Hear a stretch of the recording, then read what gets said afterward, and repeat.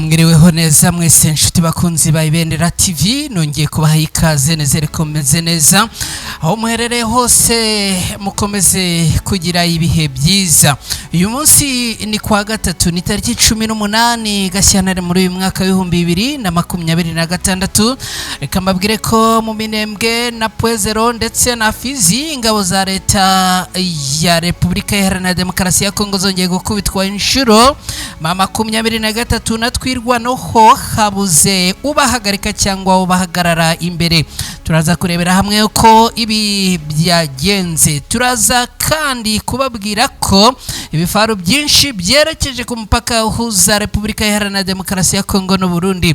Ni mu ngenge z'intambara ikomeje kwiyongera. Turaza kubirebera hamwe.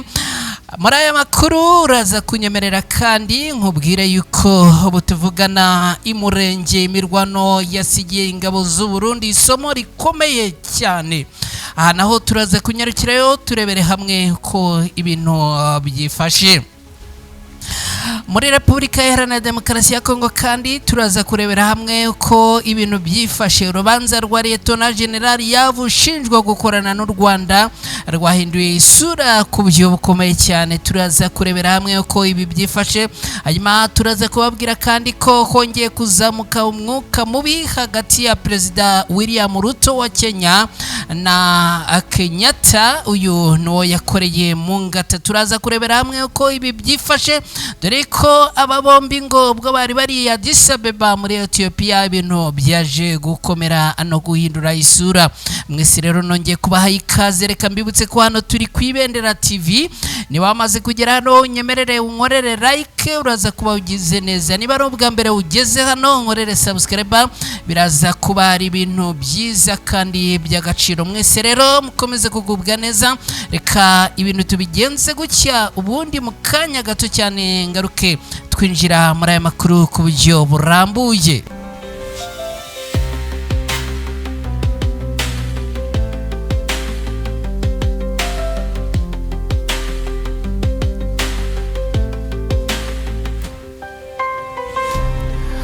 Nongeye kubaha ikaze mwese rero aho muherereye. Reka nkomeze kubashimira cyane cyane mwebwe mubana natwe amakuru atandukanye tubategurira tukanabagezaho hano ku Ibendera TV. Abantu muherereye mu turere tugize igihugu cy'u Rwanda, kuva mu burasirazuba ukagera mu burengerazuba, ukajya mu majyaruguru, ukajya mu majyepfo, ukajya no mu mujyi wa Kigali, mwese tubahaye ikaze. Abantu muherereye mu bihugu nka Repubulika Iharanira Demokarasi ya Kongo, abari mu Burundi, abari muri Kenya, abari Tanzania, abari Sudani, abari Malawi, abari Mozambique, namwe tubahaye ikaze. Abaherereye muri Leta Zunze Ubumwe za Amerika, abari mu Bufaransa, abari mu Buholandi, abari mu Bubiligi, abari muri Canada, abari muri Australia n'ahandi, namwe tubahaye ikaze. N'amakuru twinjiyemo muri aya masaha, n'amakuru agiye guhera muri Kivu y'Amajyepfo muri Repubulika Iharanira Demokarasi ya Kongo, mu Minembwe, muri Pwezero na Fizi. Ingabo za leta ya Kongo zongeye gukubitwa inshuro, abarwanyi ba M23 natwirwano hamaze kubura ubahagarika cyangwa ubahagarara imbere.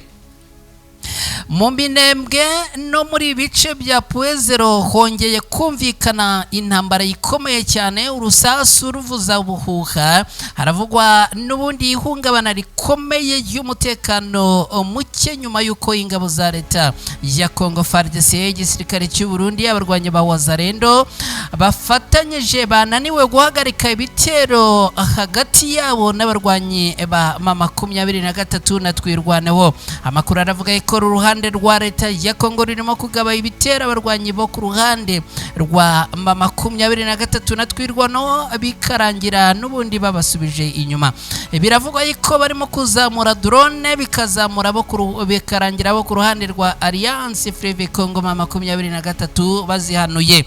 Ibintu rero byamaze gucanganyukisha abarwanyi bo ku ruhande rwa leta ya Kongo. Amakuru aturuka ku bice cyase mu baturage baraho imirwano yabereye baravuga yuko Nubundi abarwanyi bo ku ruhande rwa leta ya Kongo bongeye kugaba ibitero mu rukera rwo kuri uyu munsi bakabigaba muri bice bya Minembwe, ariko nubundi ngo byaje kurangira abarwanyi ba 23 na twirwanaho babashije kubisubiza inyuma. Ni mu mirwano yabereye cyane cyane mu bice bya Pwezero hafi ya Minembwe hifashishijwe intwaro ziremereye n'izoroheje, ibintu byaje gutuma ingabo zo ku ruhande rwa leta ya Kongo zisubira inyuma.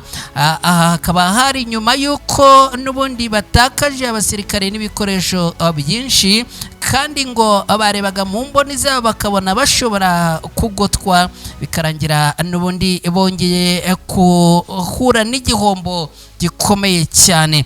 Ibi bice rero byongeye kuberamo imirwano bifatwa nk'ibice by'ingenzi cyane kubera ko aho biherereye ari ku mpaka n'ahandi hagenzurwa, ni ibice n'ubundi bifite akamaro gakomeye cyane yaba kuri ruhande rwa leta ya Kongo yaba no kuri abarwanyi barwana ku ruhande rwa Alliance Fleuve Congo 23 kubera ko ni inzira y'itumanaho n'ubucuruzi, ndetse akaba kandi ari n'ibice bifite akamaro gakomeye kubera ibijyanye n'umutekano. Reka ngwe urugero nk'ibi bice bya Pwezero, amakuru avuga ko iyo uri ahangaha muri imisozi ya Pwezero ubureba Uvira neza neza uyireba munsi yawe. Ibi rero bikaba byiza cyane kubategura imirwano n'urugamba kubera yuko udusozi nk'utu cyangwa uduce nk'utu baradukunda cyane kuha settinga za mbunda ziremereye, rero biba byiza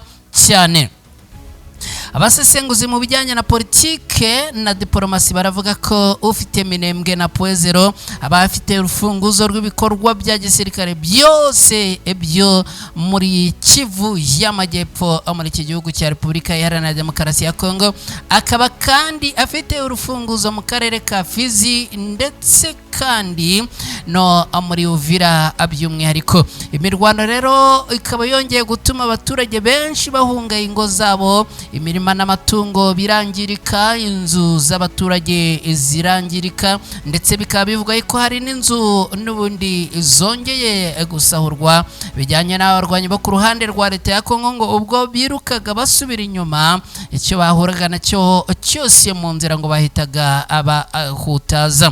Hari amakuru avuga ko imiryango myinshi yahungiye mu mashyamba no mu bice bya kure, bamwe bakagana mu kiyaga cya Tanganyika, abandi bakerekeza mu bice bya Uvira n'ahandi hizewe hari umutekano kugeza ubu ngubu. Abakurikiranira hafi bijyanye n'uru rugamba rwo muri Kivu y'Amajyepfo baravuga ko habayeho ikibazo gikomeye mu ihuzwa ry'ingabo za FARDC n'abo bafatanyije kubera ko ngo guhuza byananiranye.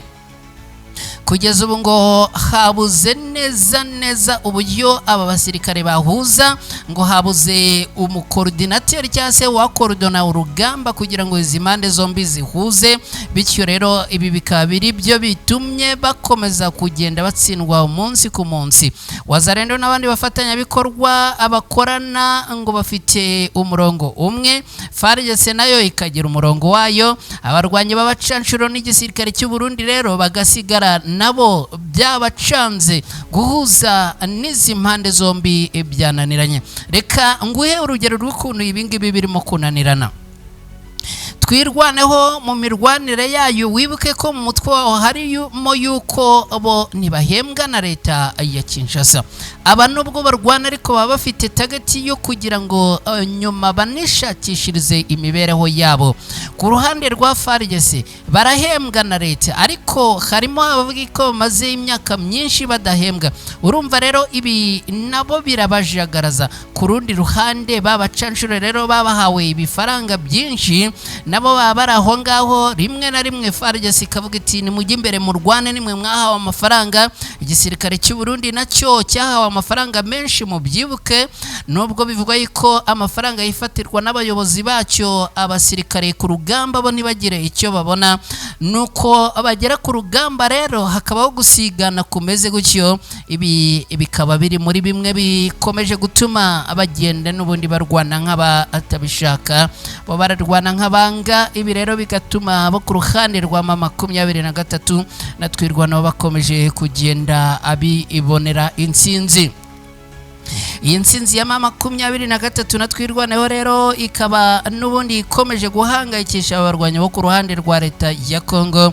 N'ubundi ubwoba n'imirwano ikaba ikomeje kwiyongera ku ruhande rwabo, ndetse bitabujije ko n'imirambo yabo ikomeje kugenda iba myinshi muri iki gice cy'amajyepfo ya Repubulika Iharanira Demokarasi ya Kongo. By'umwihariko cyangwa se tubivuze mu magambo makeya, impamvu aba barimo gutsindwa urugamba n'agasigane. Reka iyi nkuru duhite tunayivaho. Kugeza ubu tuvugana, ibifaru byinshi byerekeje ku mupaka w'u Burundi na Kongo. Impungenge z'intambara ikomeye zongeye kwiyongera. Haravugwa kwiyongera gukomeye kw'ibifaru n'ibitwaro biremereye bya gisirikare biri kwerekeza ku mupaka uhuza Burundi na Repubulika Iharanira Demokarasi ya Kongo. Ibintu byateje impungenge zikomeye. Biravugwa ko u Burundi bushobora kuba buri kwitegura imirwano ikomeye cyane. Amakuru aturuka mu baturage no ku masoko yacu aragaragaza ko ibifaru byinshi n'imodoka ziremereye za gisirikare byongeye kugaragara bigana ku mupaka uhuza Repubulika Iharanira Demokarasi ya Kongo no Burundi. Kugeza ubu ngo habaye kwiyongera kw'ingabo n'ibikoresho mu bice n'ubundi byegereye uyu mupaka. Hari imyitozo ya gisirikare kandi ngo ikomeje gukorwa, n'ubundi irimo gukorwa mu ibanga rikomeye n'ingabo z'u Burundi. Ibi byose bikiyongera ku makuru twababwiye ejo tugaruka ku kuba igihugu cya Serbia cyaramaze gutanga intwaro zikaba zirahanga i Bujumbura mu Burundi, aho biteganywe ko ngo zigomba kwambuka zikagera muri Repubulika Iharanira Demokarasi ya Kongo. Ibi rero bikaba biri mu bigaragaza ko iki gihugu kirimo kwitegura imirwano ku buryo bukomeye cyane. Ibi byose rero bikaba byatumye abantu benshi batekereza ko hari ikintu cyihishe n'ubundi ku ntambara ishobora kuba yabiri kwitegurwa n'igihugu cy'u Burundi, ikagira ingaruka mu bice byo muri Kivu y'Amajyepfo, mu mujyi wa Uvira, muri Fizi n'ahandi hegereye umupaka uhuza ibi bihugu byombi. U Burundi busanzwe bufite ingabo ziri ku butaka bwa Kongo mu bufatanye na FARDC, ni mu ntambara bahanganyemo n'imitwe yitwaje intwaro.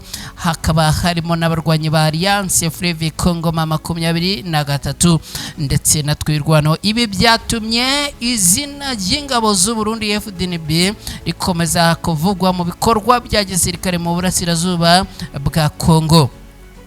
Abasesenguzi mu by'umutekano, politike na diplomasi baravuga ko iri shyira ry'ibifaru hafi y'umupaka uhuza u Burundi na Repubulika Iharanira Demokarasi ya Kongo rishobora kuba igikorwa cyo kongera igitutu ku mitwe yitwaje intwaro, cyangwa ikimenyetso cy'intambara nshya ikomeye ishobora gutangira minsi ya vuba. Iyi mirongo y'ibifaru iteye impungenge cyane kuko ngo ishobora gutuma imirwano yaguka ikagera mu bice byari bitaragerwamo n'intambara. Ishobora kandi kongera umubare w'impunzi n'abimukira. Ishobora kandi no kongera imibare y'abahitanwa n'imirwano ya hato na hato. Abaturage bo ku mipaka bakaba bavuga ko ngo iyo babonye ibifaru n'ingabo nyinshi byinjira muri Repubulika Iharanira Demokarasi ya Kongo, ngo bahita batangira gutegura uburyo bagomba guhunga vuba na bwangu. Kugeza ubu ibintu rero bikaba byongeye kuzamura pressure n'undi mwuka, cyane cyane ku baturage begereye uyu mupaka uhuza Repubulika Iharanira Demokarasi ya Kongo n'igihugu cy'u Burundi. Reka dukomeje n'aya makuru twerekeze umurenge hazindutse imirwano ikomeye. Kugeza ubu ngubu abasirikare b'u Burundi bakaba bongeye gufata isomo rikomeye cyane muri iyi mirwano. Amakuru yizewe agera ku Ibendera TV aturuka n'ubundi mu baturage baherereye muri Minembwe aragaragaza ibyabaye, akavuga ko habaye imirwano ikomeye ariko ngo yamaze akanya gatoya. Akaba ari imirwano imirwano ngo imaze kuba mu kanya gato cyane ikabera mu gace k'ibusambo na gace n'ubundi kegereye ahitwa Karingi uvuye muri Rwitsenkuku ni mu birometero bike uvuye muri Puezero ahari ibirindiro bikomeye by'ihuriro ry'ingabo za leta ya Repubulika Iharanira Demokarasi ya Kongo.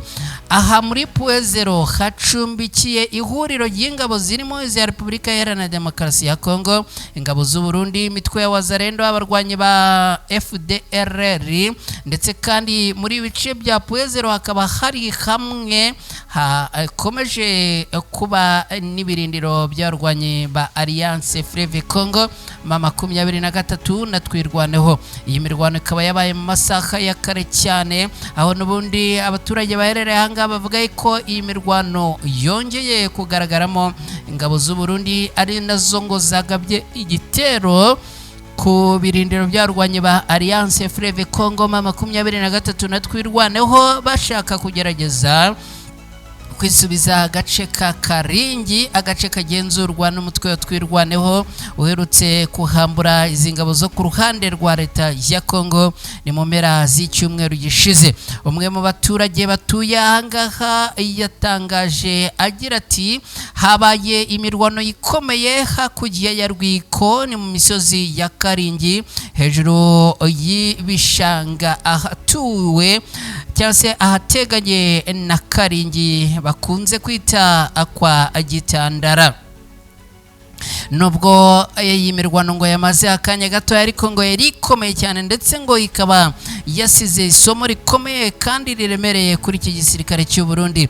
Uyu yongeyeho ko igitero cy'ingabo z'u Burundi cyahuye n'igisubizo gikomeye kandi kiremereye ku buryo ngo hari abasirikare benshi bahasize ubuzima. Kugeza ubu ngubu imibare ngo ntago irashyirwa hagaragara yaba ahatakarije ubuzima ariko n'abahakomerekeye.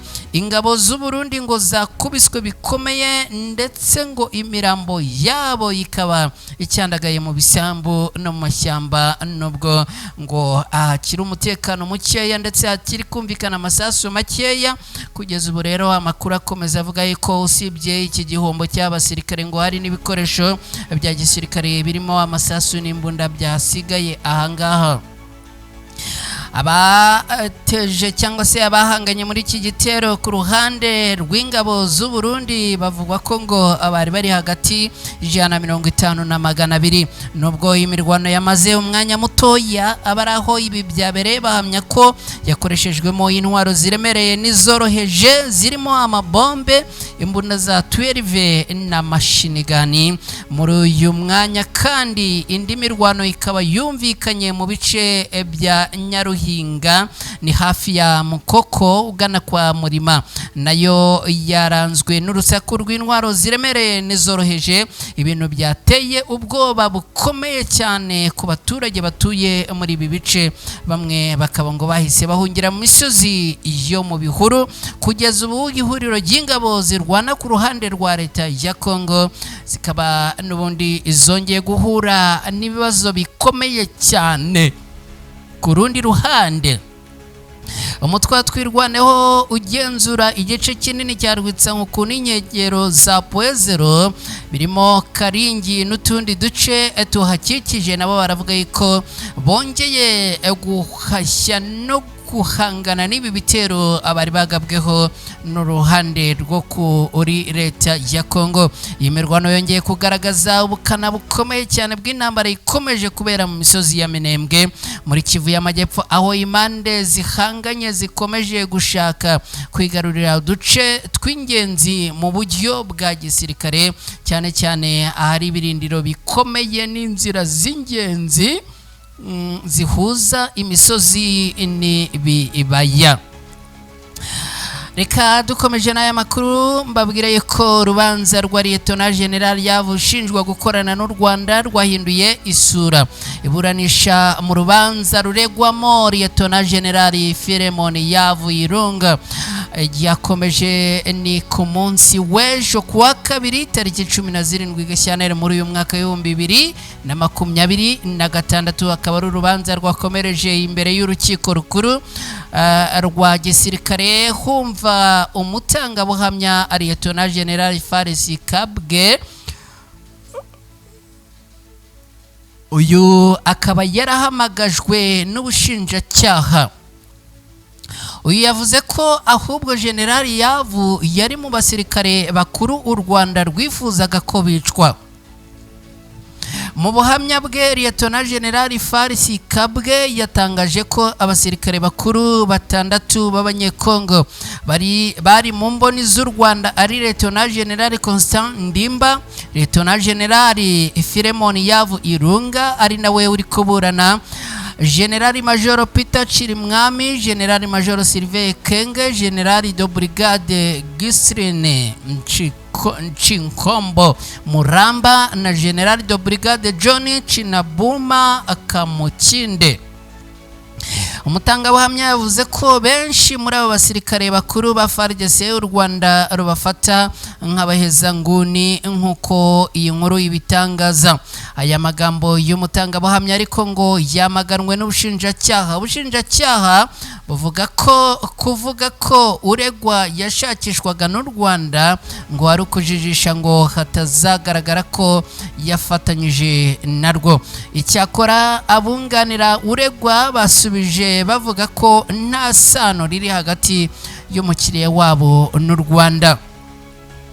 General Filemon Yavu Irunga ashinjwa kuba yarafitanye umubano n'abantu begereye James Kabarebe kuva mu mwaka w'2020 akaba yoroherejwe mu burasirazuba bwa Repubulika Iharanira Demokarasi ya Kongo, aho yagizwe umuyobozi w'akarere ka gatatu ka gisirikare k'ingabo za FARDC. Aka karere kakaba gakubiyemo intara za Kivu y'Amajyaruguru, Kivu y'Amajyepfo, Ituri, Maniema na Chopo. Urubanza rwe rwatangiye nyuma y'imyaka 3 atawe muri yombi muri Nzeri mu mwaka w'2022. General Filemon Yavu bakunda kwita ingwe ari mu bayobozi bakuru b'ingabo bakomoka mu ntara ya Katanga, abanyapolitike bamwe na bamwe cyane cyane wahoze ari umukuru w'igihugu bwana Joseph Kabila Kabange bakunze kuvuga ko abatotezwa n'ubutegetsi bwa Perezida Tshisekedi. Reka unyemerere noneho aya makuru tuyerekeze i Addis Abeba muri Ethiopia. Haravugwa gukozanyaho hagati ya Perezida William Ruto wa Kenya na bwana Kenyatta uyu wahoze ari ku butegetsi. I Addis Abeba muri Ethiopia muri weekend ishize biravugwa ko habayeho ubushyamirane no bukomeye hagati ya Perezida William Ruto n'uwamubanjirije ari we Uhuru Kenyatta, kandi ngo bushobora guhungabanya umuhate w'amahoro mu karere. Biravugwa ko ibi byabaye ngombwa ko Minisitiri w'Intebe wa Ethiopia Abiy Ahmed aba umusifuzi mu nama yihariye yari igamije guhuza abanyapolitike bombi b'Abanyakenya. Bigaragara ko inzangano zabo bwite zimaze kurenga imipaka. Uku guhangana kwadutse mu nama yabereye iruhande rw'inama iherutse y'umuryango wa Afurika yunze ubumwe, kwagaragaje ibikomeye cyase bikomere bikiri muri politiki ya Kenya nkuko ibinyamakuru byo muri iki gihugu cya Ethiopia abitangaza. Icyari ubwiyunge bugamije gushyira hamwe imbaraga mu gukemura ibibazo by'intambara yo muri Repubulika ya Demokarasi ya Kongo, biravugwa ko ngo cyahindutse gutungana intoki hagati y'imande zombi. Reka ibi mbigusobanurire neza. Nyuma yuko habaye inama ya Afurika yunze ubumwe, nyuma yaho gato haje kuba iyindi nama bivugwa ko yari huje bwana Uhuru Kenyatta nk'umwe mu bahuza mu bibazo bya Repubulika Iharanira Demokarasi ya Kongo. Uyu akaba yarahuye na Perezida William Ruto rero ngo baganire ku cyateza imbere cyangwa se ku cyaganisha ku kwiyunga no kugera ku musozo cyangwa gukira intambara ku musozo, intambara ikomeje kubera muri Repubulika Iharanira Demokarasi ya Kongo hagati ya leta ya Kinshasa ndetse n'abarwanyi ba Alliance Fleuve Congo M23. Ubwo rero aba bari muri iyi nama igamije kwiga iyi ngingo, ahubwo ngo byaje kurangira bigaragaye ko hagati yabo ubwabo hari ikibazo kinakomeye cyane. Ibintu ngo byaje gutuma ibyo bari bagiye kwigaho ahubwo batarabyizeho, ahubwo ingingo yahise ihinduka biba ibyo kwiga hagati ya bwana Kenyatta ubwe ndetse na William Ruto, kubera yuko ngo byagaragaye ko hagati yabo hari inzigo n'urwangano rukomeye cyane. Amakuru agera ku kinyamakuru The National yerekana ko urwango hagati ya Ruto na Kenyatta rumaze kuba imbogamizi ikomeye ihungabanya inzira y'amahoro, kandi ngo gutera icyasha isura ya Kenya nk'ihuriro rya diplomasi mu karere ngo nabyo bikaba bikomeje kwiyongera. Imbere ya marido mu muhezo, amakuru ava muri protokole agaragaza ubushyamirane bushingiye ku kwemerwa n'ubwubahane. Ikirego cya Ruto, Perezida yashinje Kenyatta guhungabanya guverinoma no gutera inkunga ibikorwa byo guhungabanya umutekano, yanga kwemera ko igihe cye nka perezida cyarangiye. Kwiregura kwa Uhuru Kenyatta, perezida wacyuye igihe yamaganye kuba akomeje gusuzugurwa no gutotezwa na leta nubwo akiri umukozi wa leta akaba n'intumwa y'amahoro. Repubulika Iharanira Demokarasi ya Kongo niyo ibigenderamo mu gihe n'ubundi aba bari bahamagaje inama yo kwiga kuri ibi bibazo, bikaza kurangira ahubwo inama iyo ibaye yo kwiga hagati y'ibibazo biri hagati yabo ubwabo. Amahitamo ya Minisitiri w'Intebe wa Ethiopia bwana Abiy Ahmed yo guhuza abayobozi bombi bakomeye muri Kenya arasa nk'atazamworohera, aho ifoto ya Abiy Ahmed ahagaze hagati y'aba bagabo bombi yashyizwe ahagaragara n'uruhande rwa Kenyatta, ariko yirengagizwa n'ikipe ya Ruto yigize nkaho nta cyabaye. Ibintu rero bikaba byaje gukomera mu butumwa Abiy Ahmed Minisitiri w'Intebe wa Ethiopia yatanze burasobanutse, aho agira ati amakimbirane y'imbere iwanyu abangamiye umutekano wa Afurika y'Iburasirazuba. Ngibyo nta n'ikindi kintu mfite cyo kurenzaho kuri iyi nkuru, ahubwo ni munyemerere tugane ku musozo. Mbashimire cyane mwe mwese mwabanye natwe muri aya makuru, mbashimire cyane mwe mukomeje kudutera inkunga. Iya mbere niyo kudukurikira, ya kabiri niyo gukora like, iya gatatu niyo gusangiza aya makuru inshuti zanyu n'abavandimwe batandukanye. Niba wamaze kugera hano ntugende utankoreye like, niba wageze hano ari ubwa mbere uhageze ntugende utankoreye subscribe.